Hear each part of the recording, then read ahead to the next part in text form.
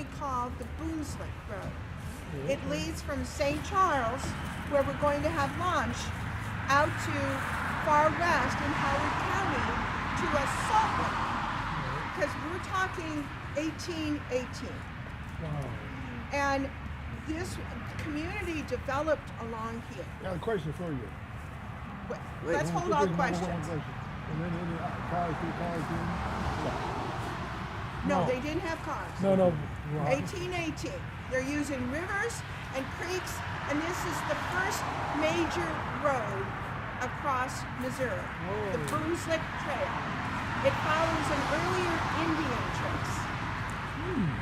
And this community had developed, and in 1829, Archer and Louisa are brought by James H. Alexander to Missouri.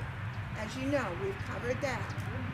What happens is after James H. Alexander dies in 1835, and after that, there's these 4 small children, and they're orphans. The oldest is John, and he's 10 years old. And William Camble is James H. Alexander's wife's uncle. William Camble owned this property, and he takes charge of the slaves. He has ownership of the slaves and the property, and he takes the children back to Rockbridge, Virginia, and comes back here. When he goes, he leaves Archie in charge of the slaves to build this house. Wow. This is the same house that when Archie ran off to the Union Army to report the secessionist activities, had the ice house that had arms, guns, ammunition, and things for the Confederates. He was reporting William Campbell's activities, James Naylor's activities. Yes. You're getting your picture. Yes, ma'am. Keep it going. He is reporting on those activities. He's a smart man. Maybe he knew that all he had to do was to report those activities, to thereby be showing that they are treasonous, and thereby he should be free. He was smart. Smart.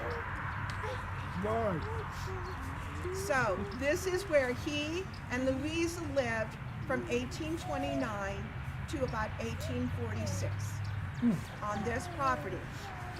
This road behind you, His first wife. his first wife Louisa, and Louisa and William, Archie lived here on this property. Now there's a road right behind here that it's amazing that in all of the progress as you've seen today, that this still stands. Oh wow. Is there a reason? They didn't know. No one knew or understood. Nobody the fought history of any this. preservationist battles. Yeah. Nobody said anything. I will give credit. We have a county executive, Steve Ellman, who is very much an excellent historian. Yeah. And as the county executive and a county historian as well, I'm sure he played a role in the fact that this did not get disturbed. And I know this story because years ago as an archivist, the Post-Dispatch called me and said, can you tell me why this amazing house still exists? I think the overall reason is why we're here standing here today. I think so too. And this was built in 1836. Now when they did that division back in 1846 into the 4 lots for the 4 children and separated them up, Louisa would have gone and was sold and became the ownership of James Naylor. Right. James Naylor had a mercantile, and he was the postmaster, and he lived right across the road. But you can see how close now Louisa was to Archer.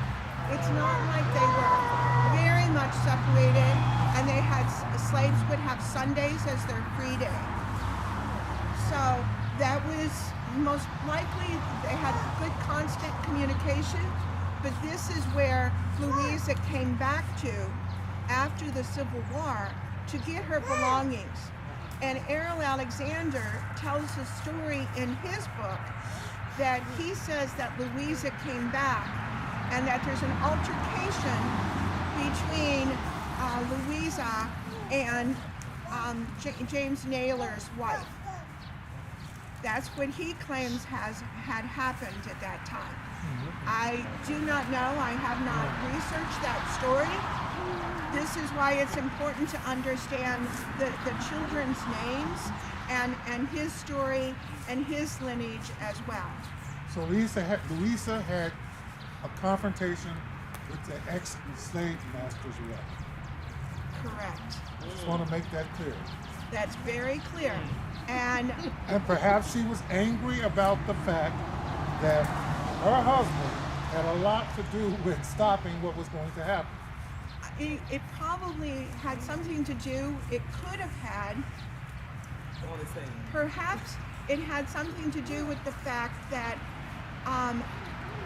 James Naylor could have perhaps had relations with Louisa, because there are children that claim to be children, but it has a white father's parentage. You may call it relations, we call it rape. I had to put that on there? That's not necessarily Not necessarily true, No, but it's not not. always true. But, you know, Not necessary. Sometimes. And you know the names of those, like of that line, potentially that line. I've done an ancestry tree for the white families for both the William Camble and the James Alexander family and the Naylor family.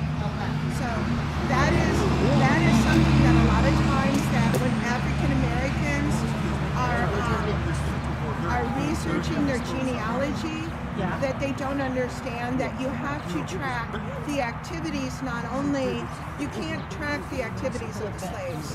They're not people. There are no names. There's no information. There's no documentation. You have to follow the activities of the people that own it. And so that's how much of this story I'm able to tell you. I see. Do you know where the slave quarters were here or not? No. I cannot say where the ice house was that had the arms in it. I don't know where any of that was. I've just known about this house for years. I'd like to nominate it for the National Register. I've talked to the people that own it, but just recently I've been trying to get in touch with them for years. I'd love to get a picture of the family in front of this house. And when we are finished here, I want you to understand that the distance from going